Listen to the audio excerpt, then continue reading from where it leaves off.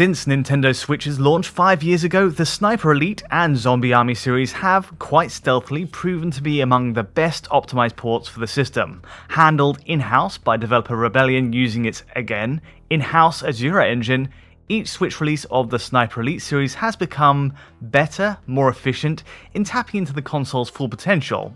From Sniper Elite 2 to the more ambitious 3 to the open world design of 4, the progression is satisfying to see. Indeed, Rebellion's work on Switch hit a real high point in 2020 with Sniper Elite 4, a fully open-world stealth game with great draw distances, materials, DRS, and a well-met 30 FPS target for the system. Even Nvidia, who of course supplied the Tegra X1 chipset at Switch's core, put a spotlight on Rebellion's work in a lengthy video breakdown. It's well worth watching. Today, we're focusing on Rebellion North's latest and arguably most ambitious port to Switch to date, Zombie Army 4. It was released in April 2022 on Switch, it's built on the same Azure tech as Sniper Elite 4, and of course, it sports the same gruesome signature X-ray kills as that series, meaning fans of Sniper Elite will feel right at home. And yet, it's a very different beast in its technical design. There is inevitably an extra challenge in porting Zombie Army 4 at a fundamental level, with 80 to 100 zombies filling the screen at peak. Levels are tighter, funneling you through tunnels, across bridges, but at the peak of its action, the toll on Switch's CPU, GPU, and memory is pretty formidable. So does Switch hold up to, say, the PlayStation 4 version in its delivery of Zombie Army 4? Has Rebellion's optimization here, the nips and tucks to its visuals, paid off in a solid 30 frames per second? Let's find out.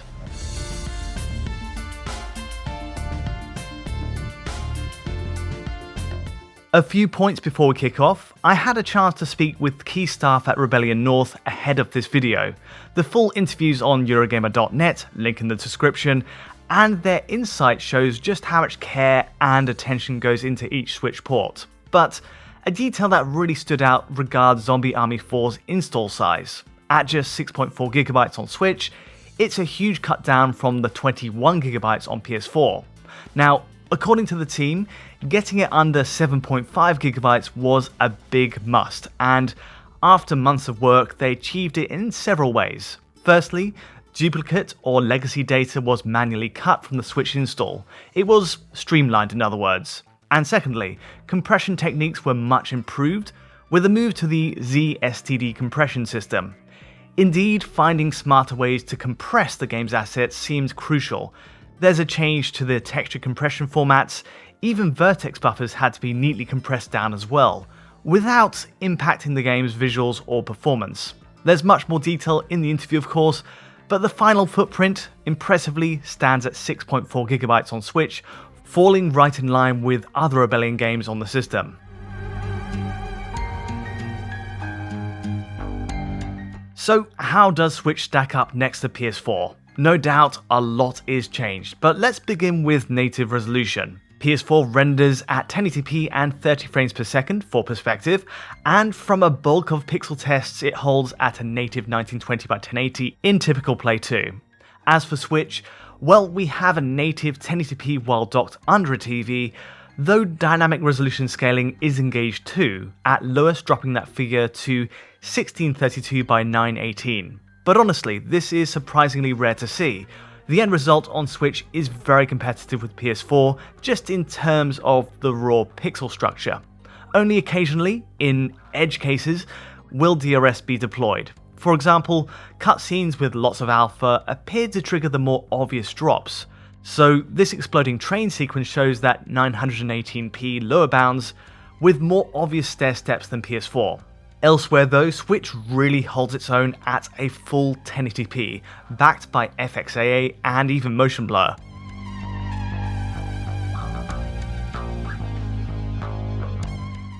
Speaking with Rebellion North, the team heavily prioritized a sharp-looking picture on Switch. In fact, throughout Zombie Army 4's development, Rebellion avoided using DRS while optimizing the game on Switch, instead looking to find other smart ways to optimize for 30 FPS. Ultimately, DRS is used as a kind of last resort measure. It was only enabled closer to the end of production for edge cases for GPU spikes, which explains why 1080p is the typical resolution. As for handheld play, it's a similar story. The target is 720p while portable, but only drops to 1216 by 684 in the occasional worst case.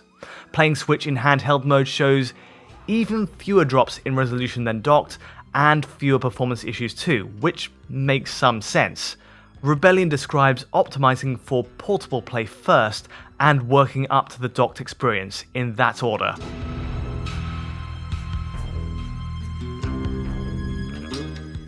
Image quality holds up well on Switch then, but what of the other settings? There's no ignoring the first point, the shadows. Easily the most noticeable cutback on Switch in comparison is in shadows and ambient shading. So to start, screen space ambient occlusion is significantly stripped back on Nintendo's handheld, meaning the game's world does lack depth by comparison to PS4. There's no shade under grass, around characters, zombies, or objects. Clearly though, it's a much needed cutback to make 30fps possible. Meanwhile, I will say Zombie Army 4's use of SSAO is admittedly a touch heavy-handed on PS4, giving characters a kind of dark outline. It's lacking the accuracy for subtle shades around geometry, something we still see in the likes of Sniper Elite 5 on PS5 even. Still, yes, SSAO is a loss on Switch and has the biggest impact on the way each environment presents in side-by-sides. Otherwise, well, the axing of dynamic shadows also sticks out on Switch, so essentially there are no shadows cast from zombies or the other players at all while near light sources. It's all again removed to hit a 30fps performance target, the result being a less visually complete scene, lighter, brighter, and again lacking 3D depth on Switch. But again, as we'll see, the payoff in performance is worth it. The changes from here onwards are more subtle, fine tweaks. Geometry quality, for example, is dropped to the far distance, with a more aggressive LOD changeover that doesn't notice in regular play. Effects are also dialed back in quality. Notice as the train screeches to a halt here, the particles and alpha effects underneath are reduced in number and quality. You'll also note the sheer volume of smoke, dust, and mist on Switch is dropped pretty radically in later cutscenes. All round, the drop gives Switch a different appearance in side-by-sides, but outside of comparison, I've got to say it looks acceptable as is. Likewise for the texture situation. With only 3.5GB of usable RAM for developers to work with on Switch, memory was a huge constraint for Rebellion's port of Zombie Army 4. Still, the team found smart solutions. Above all, they were determined to avoid a blanket dropping in res to every texture across the game, so in the end there are lower resolution assets in spots. Check this out, the materials for wood and metal across the safe rooms use a lower grade asset, and likewise for the sides of vehicles. But elsewhere, across the floor and even character clothes, they retain the same assets as PS4. Not bad. One final point that stands out is in the reflections. Now, screen space reflections are a relatively expensive effect for Switch's GPU, and yet SSR is maintained on Switch across big water bodies, like the canals in Venice or the flooded underpass on the first level. There is a catch though, of course. On smaller, reflective materials like marble floors or puddles, SSR is disabled outright on Switch. Unlike the PS4 version, which applies SSR across all materials, Rebellion North uses unique local cube maps on these spots, the puddles, for the Switch version. It's an upgraded method over Sniper Elite 4, which used a global cube map for the whole level, whereas for Zombie Army 4 today, different areas will load in a different pre-baked asset. And so, yes, while not every reflective material uses SSR on Switch, it's still applied to major parts of the scene, and for the rest, for puddles, at least each reflection is more custom tailored to the surroundings this time. A final crucial part of the game's design is in, of course, the zombies, and specifically their number. The good news? The team confirms 80 to 100 zombies are possible on PS4, and that's completely matched on Switch. This one had to be in place for general parity with the game design, of course, but in the end proved to be one of the biggest challenges for the Switch version, given its more CPU limited core count and clock speeds. And yet, yes, the zombie count is upheld, all running with comparable AI logic. Also impressive is that each level of Zombie Army 4 cranks up the challenge not just for the player, but for how Switch's hardware is taxed. New zombie types are introduced progressively, the explosive suiciders, the heavy flamers, all adding extra strain to Nintendo's handheld. Even through all of that, the frame rate speaks for itself, as you'll see. The game holds at a practically locked 30 FPS through it all. Let's get into the performance. Here we go. We've spoken a lot about the cutbacks on Switch. Some are readily noticeable, like the removed SSAO, shadows, and dulled back effects, while others are more minor tweaks, like the geometry LOD changes and slightly heavier use of DRS. But as a trade-off for rock-solid performance, Zombie Army 4 is absolutely a success. It's worth it.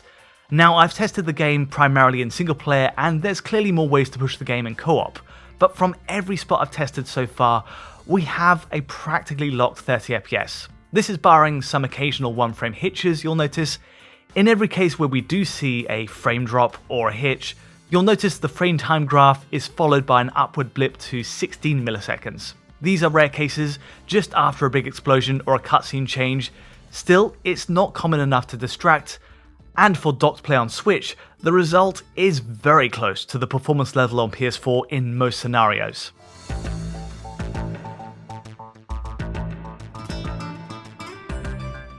The state of docked play is a great achievement, made all the better by running at 1080p. But what about the portable play? I will say Switch running in handheld mode is equally well optimized from what I've tested. So how was this possible? Based on the chat with Rebellion, many key optimizations came down to regular smoke tests, hooking in CPU, GPU, and memory performance stats at points in the game. This allowed the team to create a kind of roadmap of improvement between each build.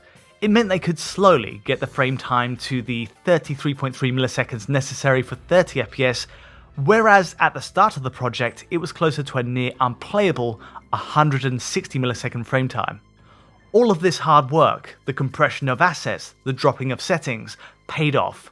Whether docked or portable, the performance level holds even in the busiest areas, and the best bit, I think, is that the Azure engine makes sparing use of DRS. It's so often used as a last resort here, meaning image quality stays sharp even at 30 FPS. The turnout for Zombie Army 4 puts it in the higher tiers of Switch ports that I've tested. Of course, comparisons with more powerful systems like PS4 will inevitably show up plenty of cutbacks in visuals. The SSAO and character shadows are big losses on Switch, but yes, it does make sense given its GPU limits. The upshot, really, is that the core gameplay of Zombie Army 4 is totally intact here. Certainly in terms of the zombie count, level design, and the typically stable 30 FPS, it's all there. Even image quality takes a high priority at 1080p while docked. There isn't absolute parity with PS4 then, but through all the work put into optimizing the game, it's clearly fine-tuned for Switch's capabilities. The result is a very playable and presentable port, with smart trade-offs for the end product.